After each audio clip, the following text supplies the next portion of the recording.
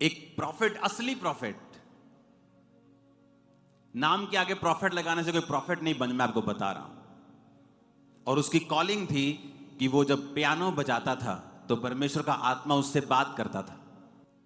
और अगर आप इंटरनेट के ऊपर देखें, जब ट्रंप राजनीति में भी नहीं था, उसने प्रोफेसी की थी कि यह 2 बार प्रेसिडेंट बनेगा। यूट्यूब चेक कर लो, आप बैक डेट पे कोई वीडियो नहीं डाल सकते हो। और जब वो व्यक्ति परमेश्वर की बुलाहट में आने वाला था और परमेश्वर उसे एज ए प्रॉफिट चुनने वाला था, अपने बच्चों के साथ खेलते खेलते एक गाड़ी वो चला रहा था और उसके दोनों हाथों की उंगलियां एक एक्सीडेंट में और दोनों हाथों की कलाइयां टूट गई थी। और वो इतना निराश हो गया क्योंकि उसे 40 साल लग गए अपनी बुलाहट समझते समझते।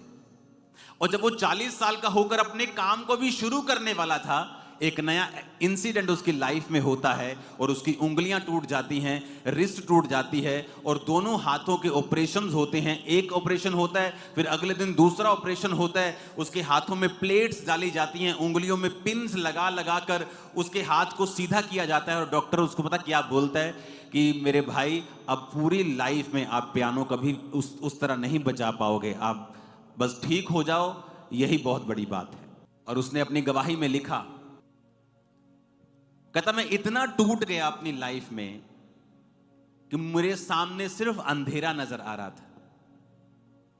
एक तरफ से मेरा विरोध हो रहा था, एक तरफ से मैं अपनी कॉलिंग को प्रूफ करने के लिए कि मुझे प्रभु ने ही चुना है संघर्ष कर रहा था, और दूसरी तरफ से मेरे हाथ टूट गए और लोग कहने लगे कि परमेश्वर ने इसको सजा दी है। उसने प्रार्थना करनी शुरू की, उसने परमेश्वर में समय बिताया, आंसू बहाए। और 3 महीने के बाद, 4 महीने के बाद हाथ थोड़े थोड़े खुले और कहता जब मैं पियानो मैंने बजाना स्टार्ट किया, ये दुनिया का सबसे भयंकर दर्द था जो मुझे होता था, पर अपनी बुलाहट को मैंने छोड़ा नहीं। कहता डॉक्टर की बात सही साबित हुई, मैं उस तरह पियानो नहीं बजा पाया, बल्कि उससे भी अच्छा अब मैं बजाने लगा था, उससे भी बेटर।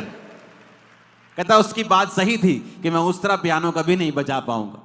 कहता अब मैं जब पियानो बजाने लगा तो परमेश्वर का आत्मा मुझसे बात करता था। 9/11 की प्रोफेसी, ट्रंप की प्रोफेसी, ऐसी बहुत सारी घटनाएं जो 5-10 साल बाद होनी थी, उसने प्रोफेसी की और पूरी दुनिया ने उसको विटनेस किया। आज वो खुदा का दास परमेश्वर के पास है, उसके बच्चे बहुत बड़े बड़े हैं।